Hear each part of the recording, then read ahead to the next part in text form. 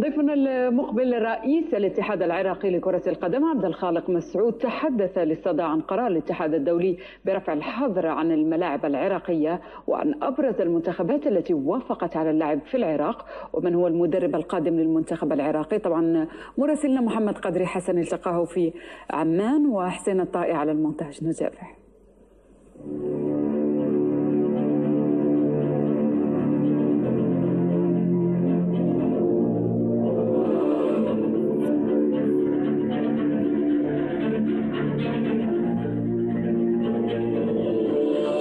أكيد أين وصلت التطمينات للكرة العراقية برفع الحظر وأن نرى مباريات ولو ودية على الملاعب العراقية؟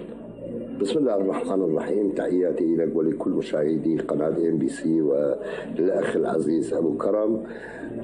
تعرف رفع الحظر عن الكرة العراقية منذ سنتين يعني نعمل بجد وإخلاص على رفع الحظر عن الكرة العراقية. الآن وصلت إلى مراحلها النهائية مدروجة ضمن جدول أعمال الاتحاد الدولي لكرة القدم وأيضا ضمن جدول أعمال الكونغرس، وإن شاء الله يوم 10/5 يكون بشرى للشعب العراقي برفع الحظر عن الكرة العراقية. وأيضا بعدين مبعوثين من الشيخ سلمان بن إبراهيم رئيس الاتحاد الآسيوي زاروا العراق واطمأنوا على وجود أمن في 3 محافظات أربيل وبصرة وكربلاء جيدة جدا، وأيضا فنادق وجميع المنشآت الملاعب والقاعات وأيضا ملاعب التدريب كان جيدة.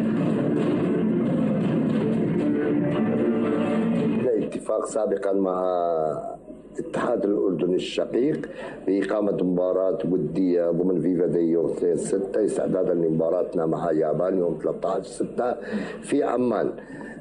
بس أمس تبعثت مع سمو الأمير علي بن الحسين حول إقامة المباراة في البصرة عند رفع الحظر، ووافق مشكورا سمو الأمير على إقامة أول منتخب عربي إن شاء الله سيزور العراق ومنتخب الأردن. ولديه موافقات أيضا من دول عربية والخليجية مثل مملكة البحرين الشقيق، أيضا أبدأ موافقته رسميا باللعب في العراق عند رفع الحظر، وأيضا إخواننا سلطنة عمان، إمارات، سوريا، فلسطين، إيران، جزائر، كثير من الدول أبدأوا استعدادهم وبالموافقة رسميا بعثوا كتاب للاتحاد العراقي عند رفع الحظر بإقامة المباراة في العراق.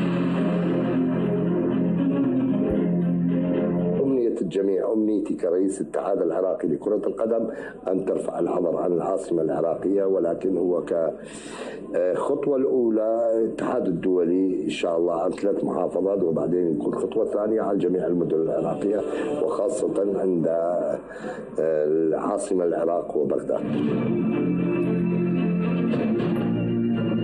لم يحدث أي شيء في جميع الملاعب العراقية منذ 2003 وتقام المباريات من الزاخو إلى فاو و18 محافظة عراقية عندنا، وتقام المباريات بشكل دوري مستمر، ويلعب نادي زاخو مثلا من أقصى الشمال إلى أقصى الجنوب بصرة يروح ويرجع، وجماهير حوالي مرات 50,000 40,000 يحضر في المباريات. لم تحدث أي خرق أمني في جميع الملاعب العراقية، وهذا أعتبره هو شيء جيد. أمنيتنا وأمنية اتحاد كرة القدم والجماهير العراقية والإعلام العراقي واللاعبين والمدربين أن يصعد منتخبنا، ولكن هو ظروف غير ملائم كان لمنتخبنا بالصعود هو نلعب خارج أرضنا جميع مبارياتنا، حتى في إيران الأرض المفترضة هو جماهير قليلة ممكن ما يتعدى كان 3000 أو 4000 من الجماهير كان يحضر، وجميع المنتخبات اللي الآن يتنافسوا محصلين على نقاط كثيرة في ملعبهم. وأيضا الدعم كان بالنسبة لبقية المنتخبات هو الدعم أعتقد هو قليلة، ولكن أيضا ظلم التحكيمي في بعض المباريات أيضا كان هو السبب في خسارة المنتخب العراقي وبشهادة المعنيين. أيضا عدم الاستقرار الكادري التدريبي أيضا أدى إلى خروجنا، ولكن بقية المنتخبات قدرنا أن نحصل على نتائج جيدة. سنتعاقد نتعاقد إن شاء الله مع مدرب أجنبي بعد أن يرفع لجنة المنتخبات أسماء المدربين الكفؤين إلى اتحاد كرة القدم.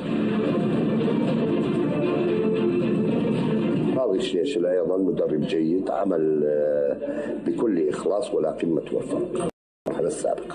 هل هناك من أزمة مع راضي حاليا؟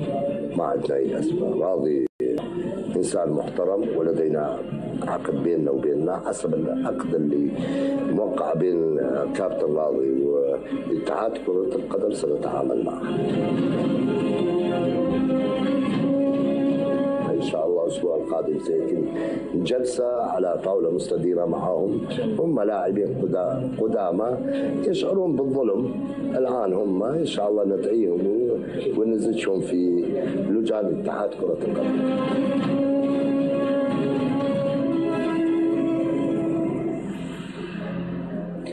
نبدأ من ما قبل آخر سؤال. عندما تم الحديث عن راضي شنيشل أثنى عليه، لكن لم يكن واضح من ناحية لا، هو شوفي راضي حقيقة للأمانة تحسن الفريق معه، لكن أيضا الفريق لم يوفق، يعني كان يخسر، كان يؤدي بشكل جيد.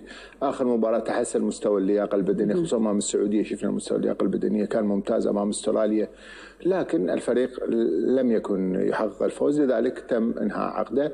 هو ذكر أنه حسب العقد سيتم التعامل معه. على ماذا ينص العقد؟ التعويض المادي بكل تأكيد سيتم تعويضه، وطوي هذه الصفحة والبحث عن مدرب أجنبي حسب الاتفاق. الحكومة العراقية هي التي ستدفع راتب المدرب الأجنبي، لأن اتحاد كرة القدم ببساطة ما عنده فلوس. نعم، دولة الإمارات وتسبقها الأردن وأيضا الجزائر، سلطنة عمان كلها وافقت على اللعب في العراق في حال ما تم رفع الحظر.